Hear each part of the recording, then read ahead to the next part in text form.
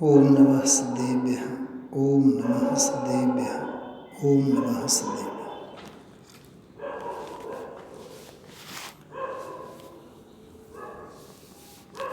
निरपेक्ष रहो एक બહુ અદ્ભુત આધ્યાત્મિક રચના છે.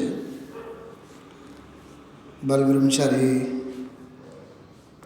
પંડિતજી રવિન્દભાઈની રચના છે. સંપૂર્ણ જીવન આત્મ સાધનામાં અને સાહિત્ય સર્જનમાં હજારો ભક્તિ ગીતો અને આધ્યાત્મિક પદોની રચના તેઓએ કરી છે. અલગારી સ્વભાવ, આત્મમસ્તીમાં કડક બાહ્ય આચરણ અને અત્યંત શિસ્તબદ્ધ શીલ સંયમમય જીવનમાં માનનારા, ઘણું ખેડાન અધ્યાત્મને પ્રથમાન યોગના કથાનકોને કાવ્યોમાં કન્વર્ટ કરીને હજારો દૈનિક સ્વાધ્યાય પ્રવચનમાં લાખો જીવો, એમપી અને યુપીમાં ખાસ કરીને લાખો જીવો એમની જીવનશૈલી અને જીવન પદ્ધતિથી પ્રભાવિત રહ્યા.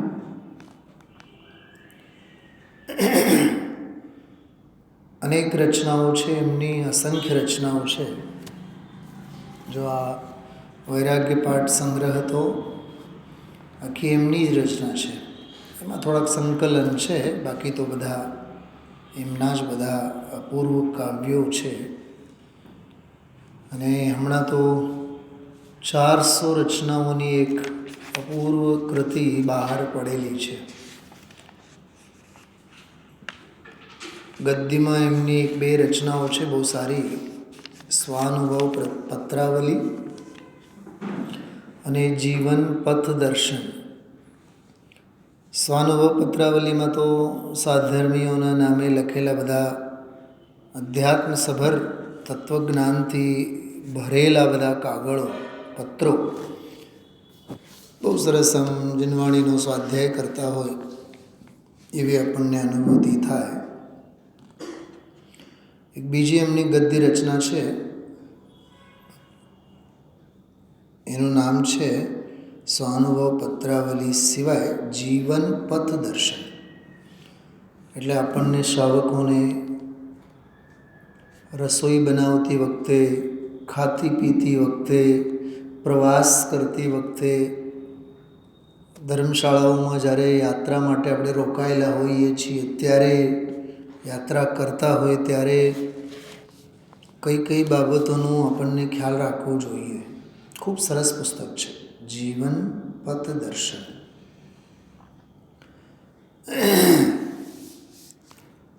આમાં જો એમની કેટલી સરસ મજાની રચનાઓ છે. કેવળ નામ હું તમને કહું છું: જીન માર્ગ, મેરા સહજ જીવન, જ્ઞાનાષ્ટક, સાંત્વનાષ્ટક, કર્તવ્યાષ્ટક, સમતા ષોડશી, परमार्थ शरण, अपनी वैभव गाथा, शुद्धात्म आराधन, शुद्धात्म चिंतवन, नित्य भावना, आत्म भावना, संबोधनाष्टक, संबोधन सप्तक, अपना स्वरूप, जिन धर्म, निर्ग्रंथ भावना, निर्ग्रंथ भाव स्तवन, अपूर्व कार्य करूँगा, निर्मुक्ति भावना, स्वाधीन मार्ग, प्रभावना, ब्रह्मचर्य विंशतिका. વિંશતિકા એટલે 20. તો બ્રહ્મચર્ય અંગે 20 કાવ્યો છે. એમાં બ્રહ્મચર્ય દ્વાદશી, બ્રહ્મચર્ય ધ્રુવ બ્રહ્મમય ત્રીજી રચના છે. મંગલ શૃંગાર, નારી સ્વરૂપ, સ્ત્રીનું સ્વરૂપ કેવું છે, છલબલ માયાચારીથી ભરપૂર, કાવતરા ના સ્વભાવવાળો અત્યંત નિંદ્ય દેહ એ પર્યાયની પામરતાનું ચિત્રણ છે એમાં. ચેતો ચેતો આરાધના મેં આ બહુ સંવેદનશીલ રચના છે. બૃહદ સાધુ સ્તવન आराधना का फल सामायिक पाठ समाधि मरण पाठ 12 भावना षोडश कारण विंशतिका 10 धर्म द्वादशी. जो हजी लाइन છે હજી લગભગ 40 તો નામ હજી બાકી છે આમાં સંકલિત કરેલા. वैराग्य द्वादशी 10 लक्षण धर्म का मर्म 22 परिचय संन्यास भावना अपूर्व अवसर जो गुजरातीમાં છે એનો હિન્દીમાં અનુવાદ છે. सच्चा जैन संकल्प अक्षय तृतीया संहिताष्टक संकल्प दशक. પછી તીર્થંકરોના ચરિત્રોમાં વાસુપૂજી ચરિત્ર કાવ્ય છે આખું. મલિનાદ વૈરાગી નેમિકુમાર નિષ્क्रमण पार्श्व प्रभु गाथा महावीर का ग्रह त्याग देशभूषण कुलभूषण गाथा अक्लंक निकलंक गाथा यशोधर गाथा सुकुमाल चरित्र सुकौशल चरित्र वज्रबाहु वैरागी. એટલે પ્રથમાન યોગના કથાનકોને એમને કાવ્યમાં કન્વર્ટ કર્યા છે. શેઠ સુદર્શન ગાથા વારીશૈન વૈરાગી જંબુસ્વામી વૈરાગી કુંદ વૈરાગી સતી અનંતમતી ગાથા વાત્સલ્ય ભાવના સર્વજ્ઞ શાસન જયવંત વર્તે આખું સર્વજ્ઞ શાસનનો મોક્ષ માર્ગનો અને મોક્ષનો 4 જ કડી છે એમાં. અહીંયા આપણે સ્વાધ્યાયમાં 4-5 દિવસ લીધેલા પણ છે હમણાં છેલ્લા વર્ષથી પહેલાં જ. સત્પ્રેરણા ગુરુ સ્મરણ જ્ઞાની માતા અને જ્ઞાની પુત્ર બંને વચ્ચેનો સંવાદ. પુરુષાર્થ દશક તીર્થ વંદના. એટલે મેં લગભગ તમને અત્યારે સમજો ને કે એકંદરે 60-70 બધા એમના કાવ્યોના બધા નામભર સંભળાવ્યા છે. આવી તો સેંકડો રચનાઓ છે. એમાં એક અત્યંત ભાવવાહી અને આપણને મુક્ત મને જગત માત્રથી સંયોગોથી પુણ્ય પાપથી પરમ ઉદાસીન થઈને અત્યંત નિરપેક્ષ તો ખરો જ પણ સ્વાધીન જીવન જીવવાની શિક્ષા આપે છે. નિરપેક્ષતાનો બીજો પાસું છે સાપેક્ષ સ્વસાપેક્ષ.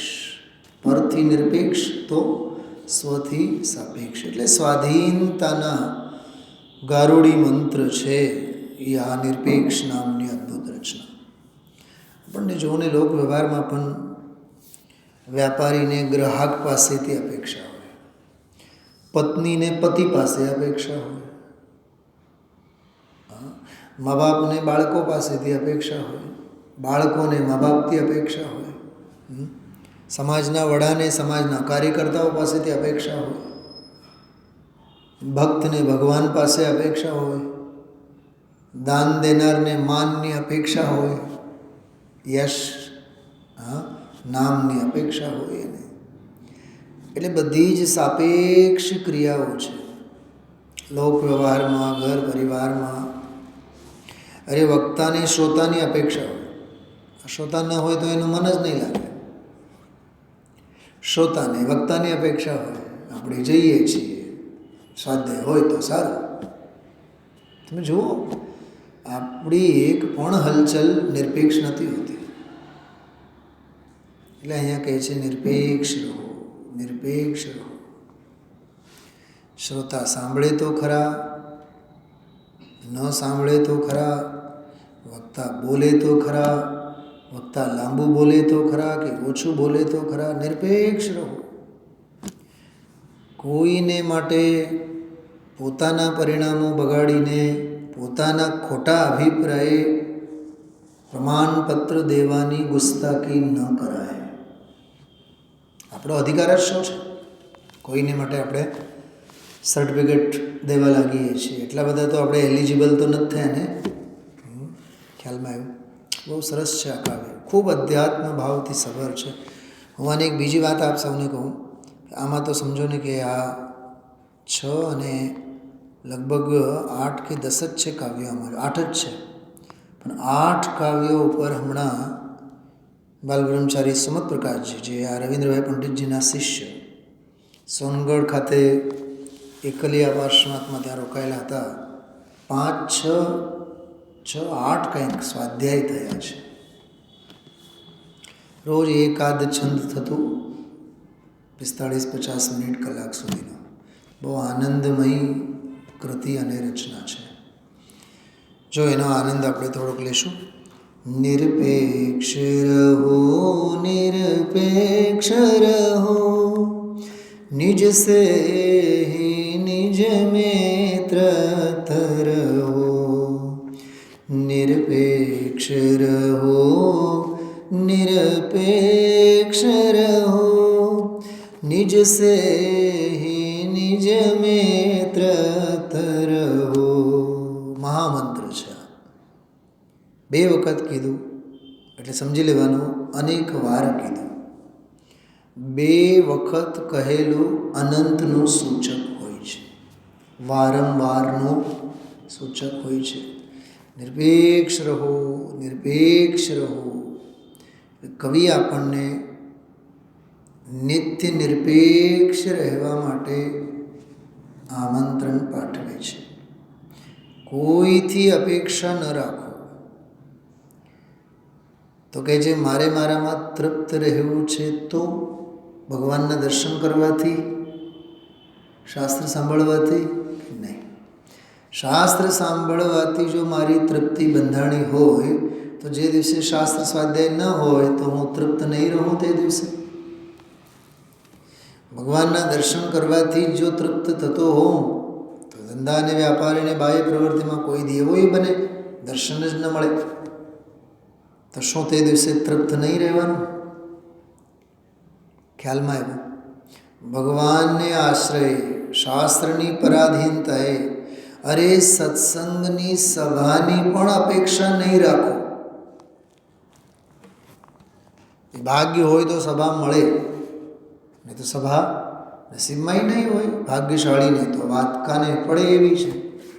કાને કે દરેકને કાને થોડુંક પડે. અત્યારે સમજો અહીંયા દૈનિક સ્વાધ્યાયમાં જે રોજ હોય છે, હવે જે નથી એમનો ભાગ્ય ક્યાં? આ રચના અંગે સાંભળવાનો ભાગ્ય ક્યાં? હા, શું ભાભી? શાસ્ત્ર અડીખમ, પંડિતજી અડીખમ, શ્રોતા ખ્યાલમાં આવ્યો? આ તો ભાગ્યશાળીને કાને વાત પડે એવી છે. તો આ નિરપેક્ષતાવાળી વાત, સ્વાધીનતા સાપેક્ષતાવાળી વાત, સ્વસાપેક્ષતાવાળી વાત. તો મારે જેમ વક્તાની અપેક્ષા મને નથી તો શાસ્ત્રની અપેક્ષા નથી. જેમાં લખ્યું છે નિરપે નિજ સે નિજ में तृप्त रहो. નિજ સે પોતાનાથી જ, એમ કોઈથી નહીં. જો કે કોઈથી નહીં એમ તો નથી લખ્યો, પણ પોતાથી જ પોતાનામાં તૃપ્ત રહો. મારે આનંદમાં રહેવું છે. કોની મારી અપેક્ષા? કોણ મારી અપેક્ષા પૂરી કરવાના છે? કોઈ નથી કરવાના. ધન, વૈભવ, પૈસા, સત્તા, સંપત્તિ, માન, પાન કોઈ નહીં ને. હું તૃપ્ત રહેવા માગું તો જ તૃપ્ત રહીશ. માનું તોની વાત છે ને, અપનાવો અને સ્વીકાર કરો તોની વાત છે ને.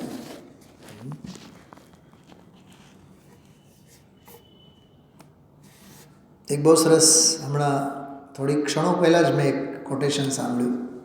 પ્રવચન સારજીમાં જ લખેલ છે. મોહરાગ દેશાદિક જે બધા ભાવો છે, પૌદ્ગલિક ભાવો.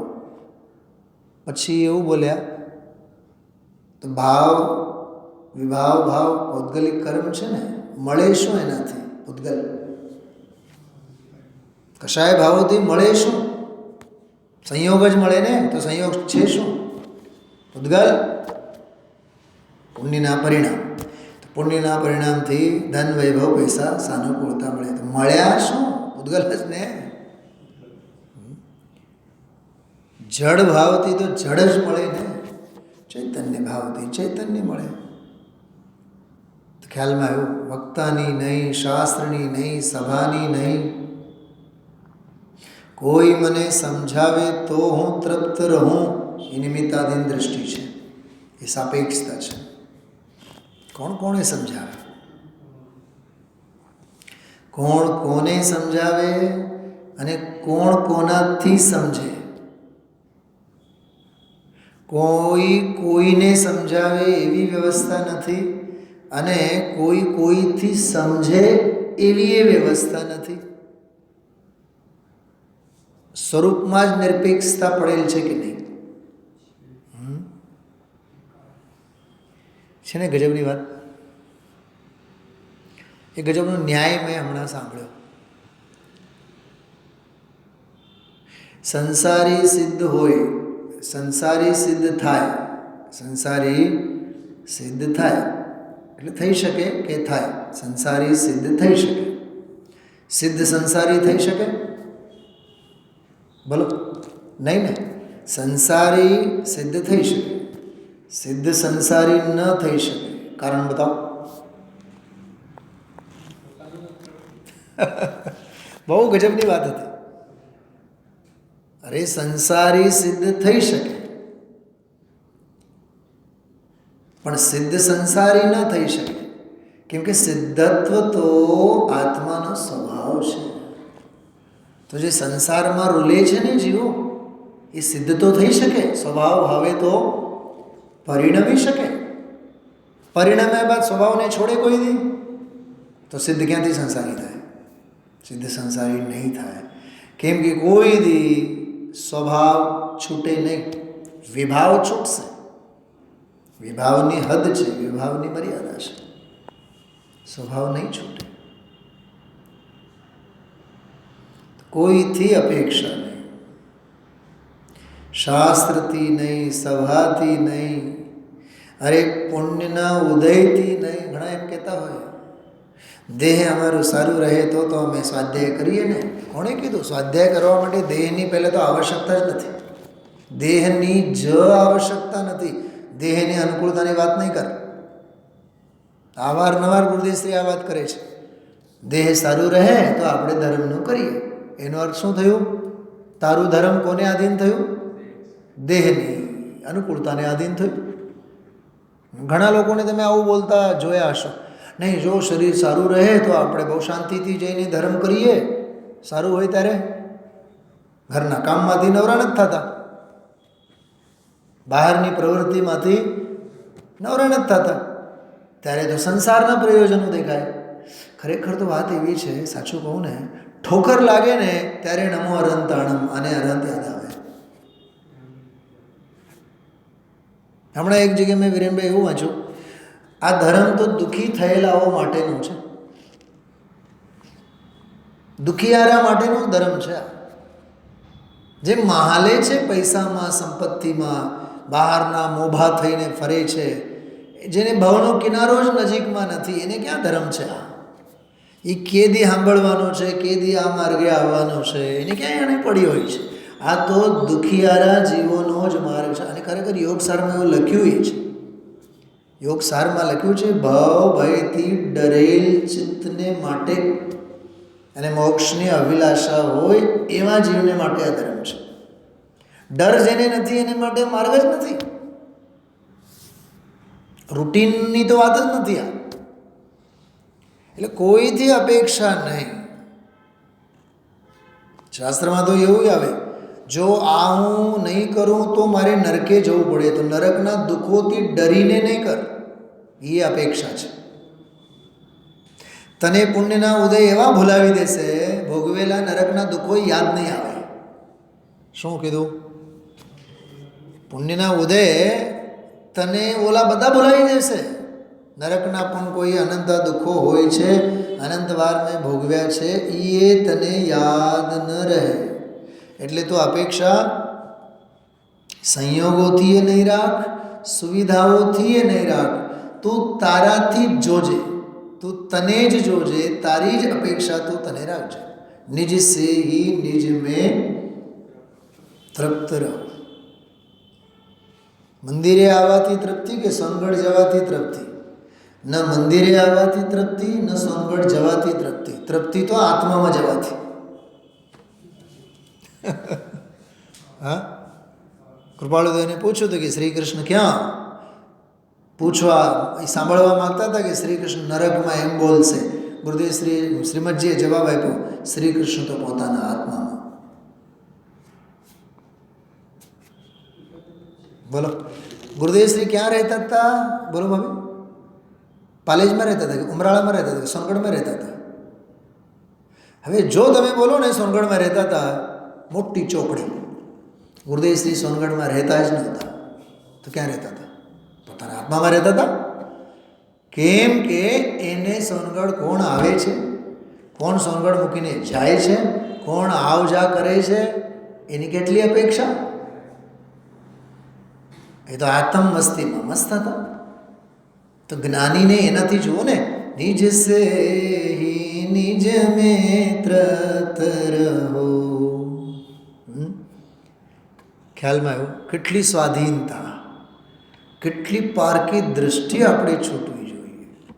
બોર્ડ એક્ઝામ, તનય પેપર લખે છે, બોર્ડ એક્ઝામ લખે છે, 50 ને 500 છોકરાઓ હોય, આખા બ્લોકમાં એને કેવળ અને કેવળ યાદ રાખવાનું છે પોતાની જાતને. નિજ સે હી નિજ में તૃપ્ત રહો, તો જ 100% પેપર લખી શકવાનું. બધાને ભૂલી જાઓ, માત્ર ને માત્ર પોતાને યાદ રાખો. આવું છે આ માર્ગ. નિરપેક્ષ રહો, નિરપેક્ષ રહો, નિજ સે નિજ में તૃપ્ત રહો. રહો શબ્દ જો 3 વખત આવ્યો છે. થોડુંક એના ઉપર પણ ધ્યાન જવું જોઈએ. નિરપેક્ષ રહો કીધું છે, નિરપેક્ષ સાંભળો એમ નથી કીધું, નિરપેક્ષ જાણો એમ નથી કીધું. તમે જાણવામાં તો બહુ હોશિયાર છો, સાંભળવામાં તો બહુ ચતુર છો. સાંભળે નિરપેક્ષ ન રહેવાય, સાંભળે નિરપેક્ષતા નહીં આવે, રહેવાથી નિરપેક્ષતા આવે. ચારિત્રવાચક શબ્દ છે, ઠરો થોબો એમ. નિરપેક્ષ રહો, નિરપેક્ષ રહો. હો તો ખરા જ, હો તો તમે નિરપેક્ષ જ, પણ રહો તો ખરા. શું કીધું ધનજીભાઈ? તમે સ્વભાવે તો હો જ છો જ, પણ રહો છો ક્યાં?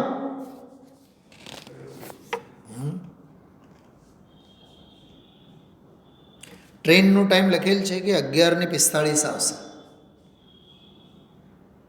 અનાઉન્સમેન્ટે સાંભળ્યા રાખે છે, અને 11:40 જ કેટલા અધીરા થાય છે. આવશે કે નહીં ખબર નહીં, આવશે કે નહીં ખબર નહીં, આવશે કે નહીં ખબર નહીં. મેં હમણાં લાસ્ટ વીકમાં વિરેનભાઈ નાંદેડ મહારાષ્ટ્રથી રાજકોટ ટ્રેનના એક શેડ્યુલમાં 24 કલાક હું કોન્સ્ટન્ટલી એની સાથે ઓબ્ઝર્વેશનમાં હતો. કેટલા વાગે ત્યાંથી ઉપડી, કેટલા વાગે આવી, બધું વેર ઇઝ માય ટ્રેન એપ્લિકેશનમાં આવે ને, તો ભલે ને 2-3 મિનિટનું આમ તેમ હોય, પણ એનું એટલું પરફેક્શન હતું. 4-6 સ્ટેશનની વચ્ચે 15 મિનિટ, 20 મિનિટ, 25 મિનિટ બધું લેટ બતાવતો હતો. અને વળી પાછું નીચે મોટા જેમ કે બરોડા, સુરત આવે ને, ત્યાં વળી પાછું ગ્રીનમાં, અને બરાબર એ ટાઈમે ત્યાં પહોંચી જ ગયું. મેં કીધું ગજબ છે આ તો.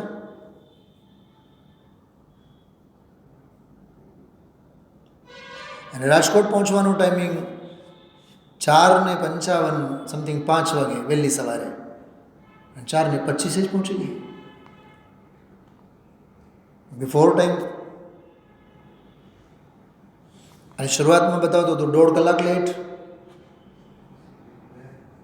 એ બધું હોવા છતાં, મારી વાત સાંભળો, એ બધું જ હોવા છતાં આપણને નો સરપ્રાઈઝ. બિફોર ટાઈમ આવી કે ટાઈમસર આવી? જીનવાણી શું કહે છે? ટાઈમસર જ આવી. એ તો તારા ઘડિયાળ પ્રમાણે, એ રેલવે ડિપાર્ટમેન્ટના ટાઈમ ટેબલ પ્રમાણે વહેલી આવી અને મોડી આવી. આવી તો છે એના ટાઈમે જ. બોલો, આપણને શું હર્ષ અને શું વિષાદ? શું આપણે હરક પદોળા થઈને નાચવાના છીએ? Before time, before time, before time. વિચાર તો કરો. અને આપણા જેટલા જે કશાયના બધા ઉલાળા મારીએ છીએ ને બહારમાં, એ કેવળ અને કેવળ દુનિયાદારીથી અપેક્ષાને લીધે. શું કીધું? સંયોગો પાસેથી અપેક્ષા, નોકર ચાકરથી અપેક્ષા, ગ્રાહકોથી અપેક્ષા, બહારની આબોહવાથી અપેક્ષા, દિવસ અને રાત્રથી અપેક્ષા, વિષય ભોગોથી અપેક્ષા.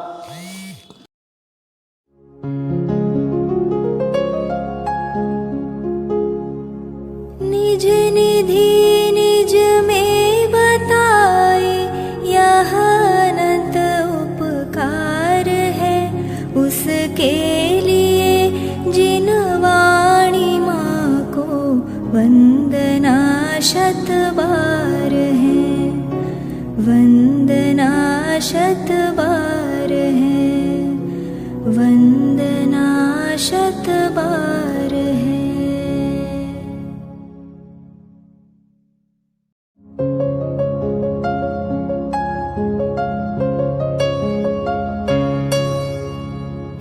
जिन वाणी भारती तो ही जपो दिन रैन, जो तेरी शरणा गहे सो पावे सुख चैन. जा वाणी के ज्ञान ते सूझे लोकालोक, सो वाणी मस्तक नवो सदा देत हो ढोक, सदा देत हो